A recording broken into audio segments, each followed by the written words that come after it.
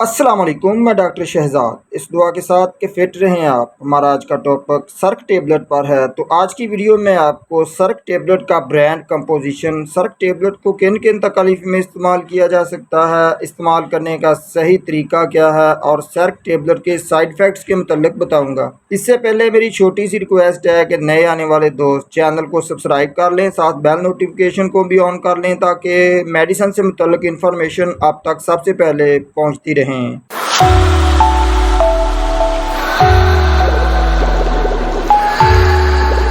دوستو، سرک ٹیبلٹ کا برانڈ نیم ایبٹ لیبارٹریز ہے، جو کہ ایک ملٹی نیشنل کمپنی ہے۔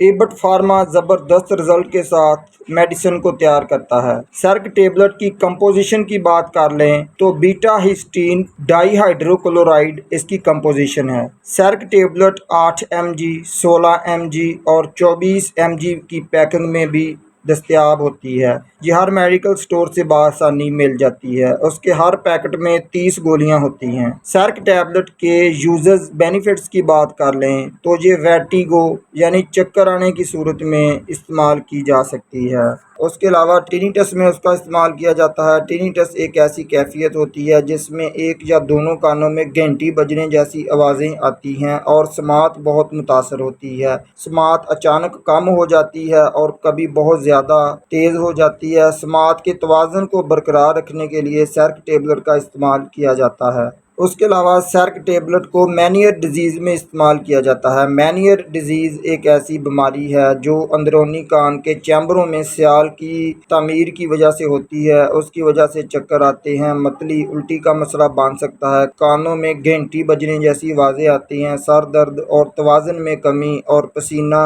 آنا جیسی علامات مینیئر ڈیزیز میں شامل ہیں۔ تو اس کے علاج میں بھی سرک ٹیبلٹ کا استعمال کیا جاتا ہے۔ سرک ٹیبلٹ کے سائیڈ ایفیکٹس کی بات کر لیں تو ہیڈ ایک، سر درد کا مسئلہ بن سکتا ہے، نوزیا یعنی متلی الٹی کی کیفیت ہو سکتی ہے، کانسٹیپیشن قبض کا مسئلہ بن سکتا ہے، بلڈ پریشر لو ہو سکتا ہے، الرجی کا مسئلہ بن سکتا ہے۔ ہاؤ ٹو یوز سرک ٹیبلٹ۔ سرک ٹیبلٹ کو منہ کے راستے پانی کے بھرے ہوئے گلاس کے ساتھ استعمال کیا جاتا ہے۔ گولی کو توڑ کر یا چبا کر نہیں کھانا چاہیے۔ اس ٹیبلٹ کو اپنے ڈاکٹر کی ہدایت کے مطابق ہی استعمال کرنا چاہیے۔ مقرر کردہ ڈوز سے زیادہ اس ٹیبلٹ کا استعمال نہیں کرنا چاہیے۔ ایک ٹیبلٹ دن میں 3 مرتبہ کھانا کھانے کے بعد استعمال کروائی جاتی ہے۔ دوستو، ویڈیو پسند آئے تو ویڈیو کو ایک لائک ضرور کر دیں اور چینل کو سبسکرائب کر کے جائیں۔ اس کے علاوہ کوئی سوال رہتا ہو تو کمنٹ میں ضرور بتا دیں۔ السلام علیکم۔